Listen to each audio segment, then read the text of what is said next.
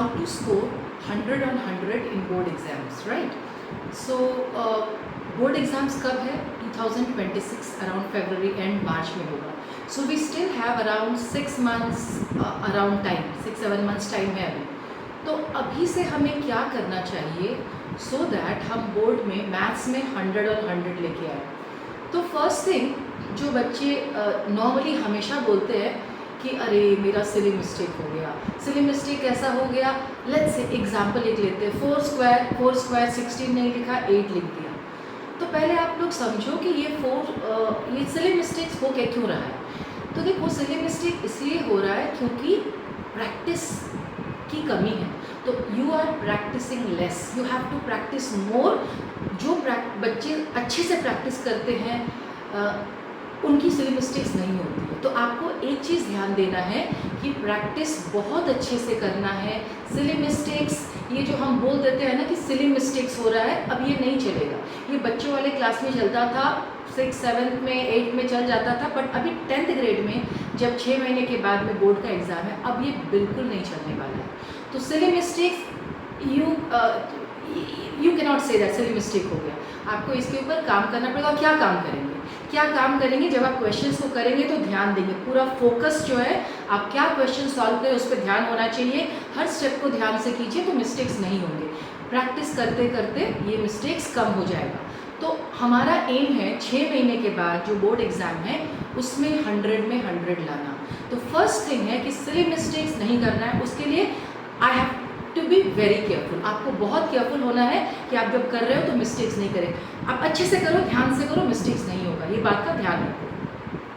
Number 2, क्या mistakes होता है कि जब हम एग्ज़ाम में देते हैं तो जैसे क्वेश्चंस, अब आप 80 मार्क्स के 80 मार्क्स का questions you are attempting.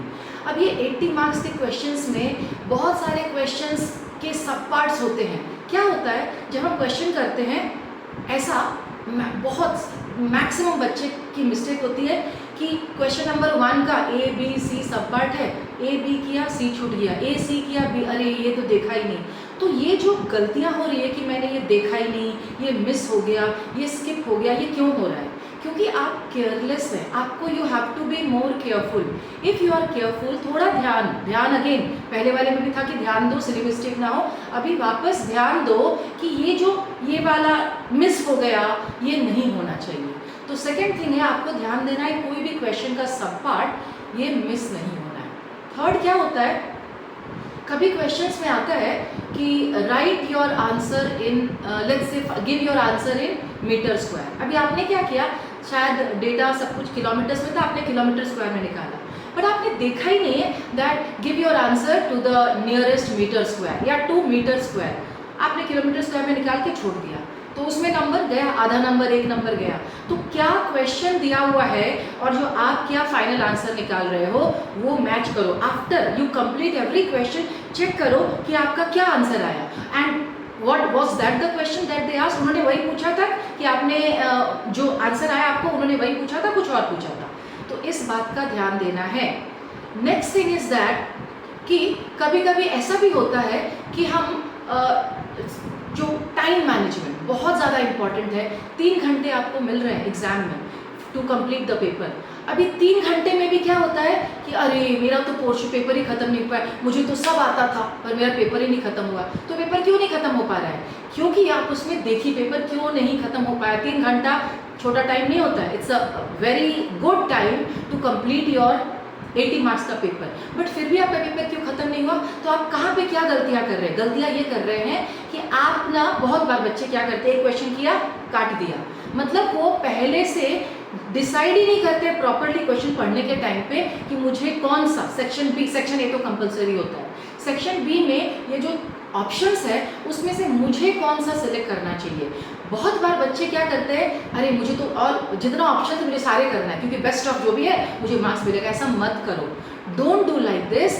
You select. आप देखो कि आपको उसमें जो 4 क्वेश्चन करना है सेक्शन बी में, वो आपको कौन सा क्वेश्चन आप सबसे अच्छे से कर सकते हो. तो करने के बाद आपको काटना ना पड़े. ये बहुत बार बच्चे करते हैं कि किया एक क्वेश्चन फिर काट दिया, उसमें यू आर लूजिंग टाइम.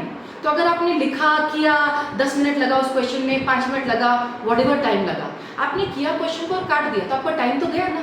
तो फाइट तो होगा ही बाद में to complete the paper. So जब आपको फर्स्ट 15 मिनट्स मिलता है to read the question paper, अच्छे से उस टाइम पर डिसाइड कर लो कि आपको कौन सा क्वेश्चन अटेम्प्ट करना है, ताकि आपको एक क्वेश्चन करने के बाद काटना नहीं पड़े कि ये नहीं हो रहा है, let me try the next question. ये नौबत ही नहीं आनी चाहिए.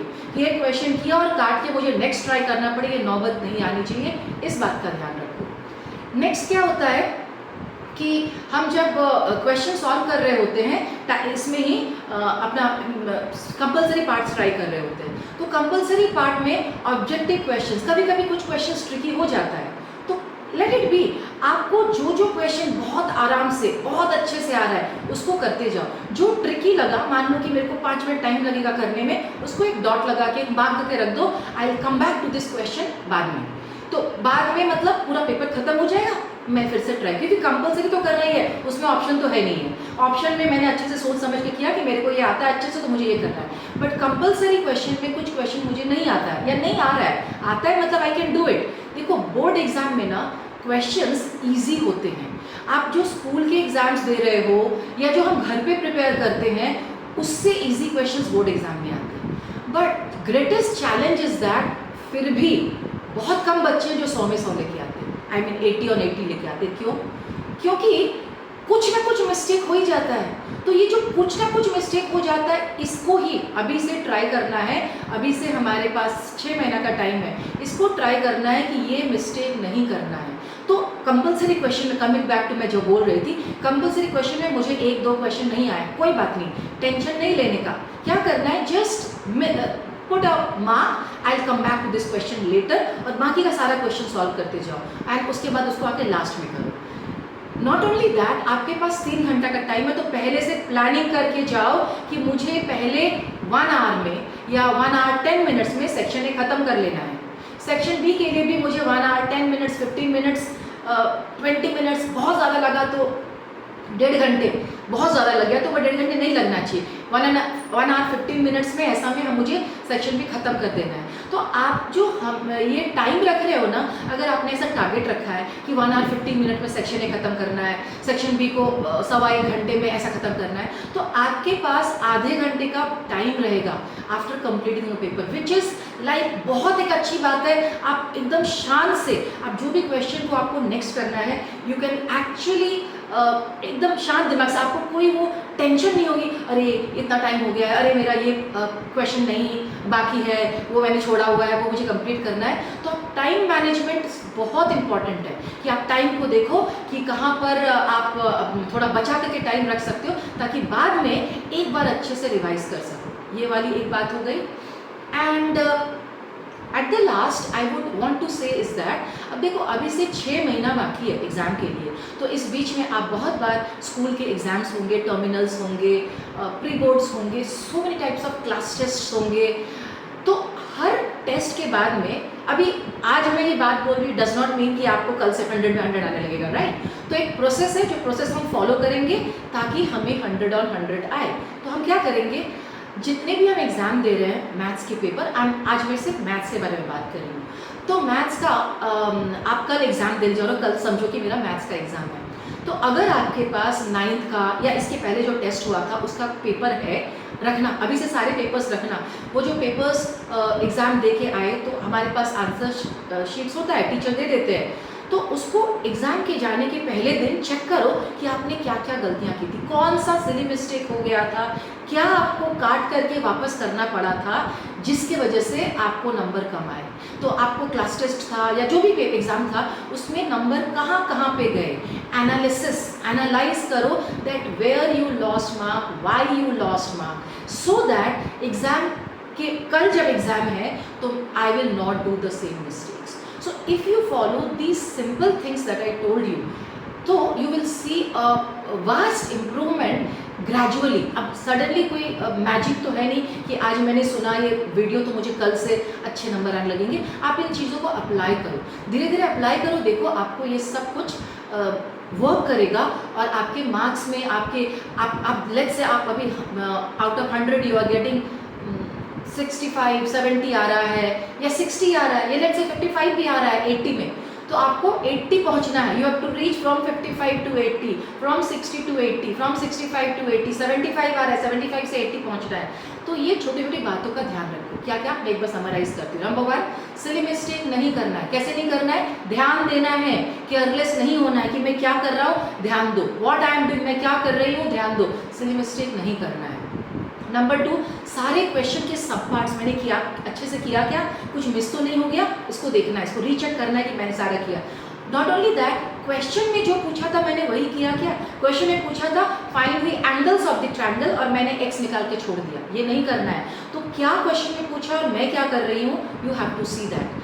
ये देखो. उसके बाद टाइम मैनेजमेंट प्रॉपर्ली करो. एक टाइम डिसाइड कर लो, मुझे सेक्शन ए को कितने टाइम में खत्म करना है, सेक्शन बी को कितने टाइम में खत्म करना है. क्वेश्चन करने के बाद काटा काटी नहीं करना है. पहले ही अच्छे से डिसाइड कर लेना है कि मुझे कौन सा क्वेश्चन करना है, ताकि लिखने के बाद, करने के बाद मुझे काट करके दूसरा क्वेश्चन ना करना पड़े.